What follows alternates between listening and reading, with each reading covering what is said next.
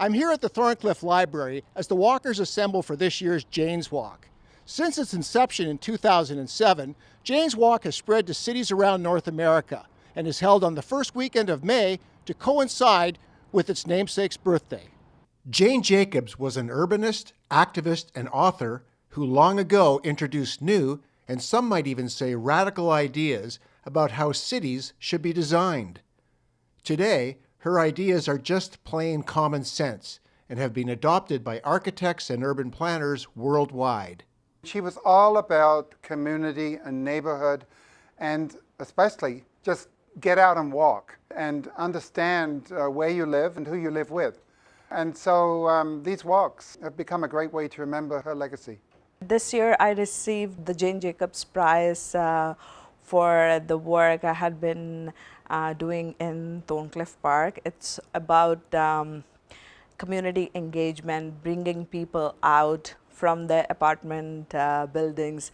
I think this was one of the ideas of the legend Jane Jacobs. The plan is to walk around up to Overley and then visit an allotment garden, come through the back, Thorncliffe Drive, come back and then come to the park. So some of the stuff that Rena was talking about, the tandoor oven, you can see on our return visit, on our return leg. So let's head off.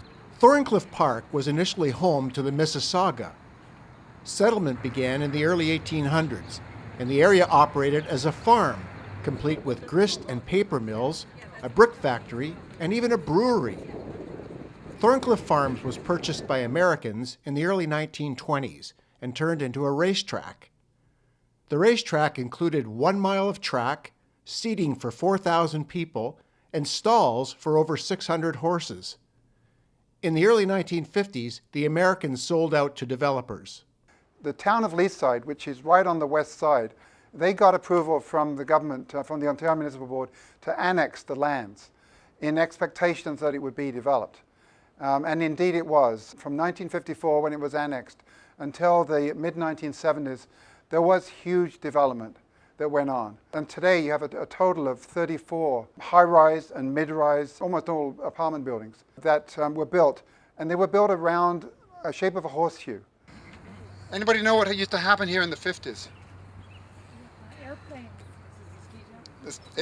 It was a ski jump. It was a sad day when one of Thorncliffe's major corporate residents decided to move downtown.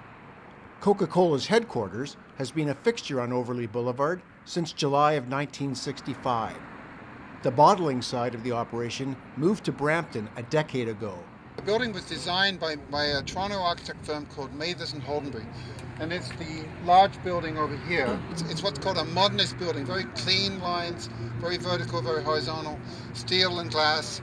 The site was put up for bid, and a company has bought it with the idea of building a Costco. The Coke headquarters has been listed as a heritage building, and that could be a deal breaker. The community is split on whether Costco moving into the neighborhood will be good for Thorncliffe. Mark Early, one of the walkers, had this to say about the Costco proposal. I'm not at all for that kind of development. You need some good employment, if possible, to bring in some businesses that can provide a half-decent level of employment. Setting an example for others to follow, this year, the Thorncliffe Park Women's Committee, with sponsorship from the landlord, is putting in a container garden behind 35 Thorncliffe Park Drive. These landlords have been really amazing. They understood what this brings to the community and what their contribution of the community is, and they have willingly offered us their space in their backyard. And this year they are sponsoring like $1,000 to run this container gardening program. So I think this is really amazing, and Mogad is a model for the other landlords in this neighborhood. Aidan Loweth, who is not a local, had this to say about the walk. It was a really good introduction to the neighborhood and all the great initiatives that are happening here. It would appear that Thorncliffe's old motto, a good place to live, work, and shop, still applies in this, their 60th year.